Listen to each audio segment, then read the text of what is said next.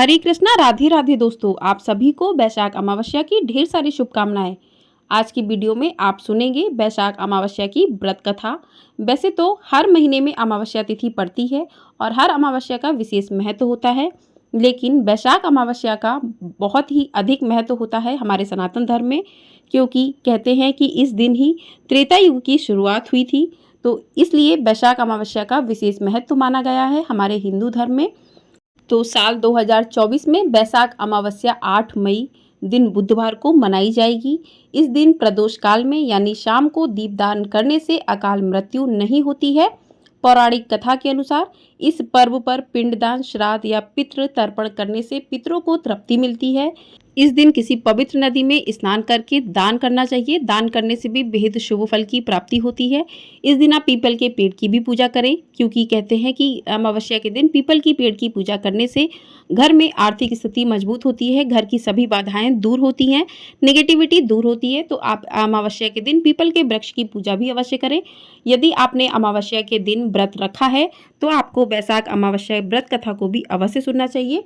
तो आज की वीडियो में आप सुनेंगे वैशाख अमावस्या की व्रत कथा, और किसी भी कथा को बीच में अधूरा नहीं छोड़ना चाहिए, क्योंकि कहते हैं किसी भी कथा को बीच में अधूरा छोड़ने से शुभ फल की प्राप्ति नहीं होती है। तो इसलिए आपको कथा को पूरा जरूर सुनना चाहिए। अमावस्या तिथि 8 मई दिन बुधवार को मनाई जाएगी। इस दिन आप स्नान दान का कार्य कर सकते हैं, और आप 7 मई को पितरों का तर्पण यदि आप कर रहे हैं तो 7 मई को करें, क्योंकि कहते हैं कि पितरों का तर्पण जो है मध्याह्न के समय यानी कि दोपहर के समय 12 बजे करीब किया जाता है। तो 7 मई को 11:42 से अमावस्या तिथि प्रारंभ हो जाएगी और 8 मई को सुबह 8:52 तक ही अमावस्या तिथि रहेगी। उसके बाद अमावस्या तिथि समाप्त हो जाएगी। तो अमावस्या तिथि करने के लिए पितरों के तर्पण के समय अमावस्या तिथि नहीं रहेगी 8 मई को, तो आप 7 मई को ही, यदि आप पितरों का तर्पण कर रहे हैं तो आप 7 मई को ही करें। और 8 मई को सुबह आप स्नान दान कर सकते हैं, आप व्रत की कथा को सुन सकते हैं, आप पूजा कर सकते हैं।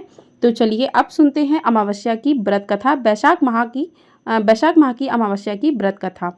वैशाख माह की पौराणिक कथा के अनुसार बहुत समय पहले धर्मवर्ण नाम के एक विप्र थे। वह बहुत ही धार्मिक प्रवृत्ति के थे। एक बार उन्होंने किसी महात्मा के मुख से सुना कि घोर कलयुग में भगवान विष्णु के नाम स्मरण से ज़्यादा पुण्य किसी भी कार्य में नहीं है। जो पुण्य यज्ञ करने से प्राप्त होता था उससे कई अधिक पुण्य फल नाम सुमिरन करने से मिल जाता है। धर्मवर्ण ने इसे आत्मसात कर संन्यास लेकर भ्रमण करने निकल गए। एक दिन भ्रमण करते करते वह पितृलोक जा पहुँचे। वहाँ धर्मवर्ण के पितर बहुत कष्ट में थे। पितरों ने उसे बताया कि उनकी ऐसी हालत धर्मवर्ण के संन्यास के कारण हुई है, क्योंकि अब उनके लिए पिंडदान करने वाला कोई शेष नहीं है। यदि तुम वापस जाकर गृहस्थ जीवन की शुरुआत करो, संतान उत्पन्न करो, तो हमें राहत मिल सकती है। साथ ही वैशाख अमावस्या के दिन विधि विधान से पिंडदान करें। धर्मवर्ण ने उन्हें वचन दिया कि वह उनकी अपेक्षाओं को अवश्य पूर्ण करेगा। तत्पश्चात धर्मवर्ण अपने सांसारिक जीवन में वापस लौट आया और वैशाख अमावस्या पर विधि विधान से पिंडदान कर अपने पितरों को मुक्ति दिलाई। तो इस प्रकार से अमावस्या की, वैशाख मास के अमावस्या की कथा पूर्ण होती है। अब जान लेते हैं कि अमावस्या के दिन क्या करना चाहिए। तो वैशाख अमावस्या पर पितरों की शांति, ग्रह दोष और काल्प सर्प दोष आदि से मुक्ति के लिए उपाय किए जा सकते हैं। इस दिन हो सके तो उपवास रखना चाहिए। इस दिन व्यक्ति में नकारात्मक सोच बढ़ जाती है। ऐसे में नकारात्मक शक्तियां उसे अपने प्रभाव में ले लेती हैं। तो ऐसे में हनुमान जी का जप करते रहना चाहिए। अमावस्या के दिन ऐसे लोगों पर ज़्यादा प्रभाव पड़ता है जो लोग अति भावुक होते हैं, अतः ऐसे लोगों को अपने मन पर कंट्रोल रखना चाहिए और पूजा पाठ आदि करना चाहिए। इस दिन किसी भी प्रकार की तामसिक वस्तुओं का सेवन बिल्कुल भी नहीं करना चाहिए। इस दिन शराब आदि नशे से भी दूर रहना चाहिए। इससे शरीर पर ही नहीं बल्कि आपके भविष्य पर भी दुष्परिणाम हो सकते हैं। तो अमावस्या के दिन आपको पीपल का पेड़ भी लगाना चाहिए। अमावस्या के दिन आपको पीपल के वृक्ष की पूजा भी अवश्य करनी चाहिए। अमावस्या के दिन आपको दान अवश्य करना चाहिए। आप ब्राह्मणों को, गरीबों को दान कर सकते हैं। इस दिन आप चींटियों को आटा और चीनी खिलाइए।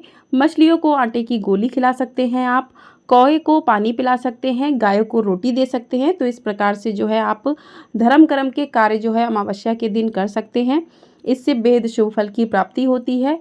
और इस दिन आप अपने घर के दरवाजे पर, मुख्य द्वार पर तेल का दीपक जलाइए। इससे भी आपको बेहद शुभ फल की प्राप्ति होती है।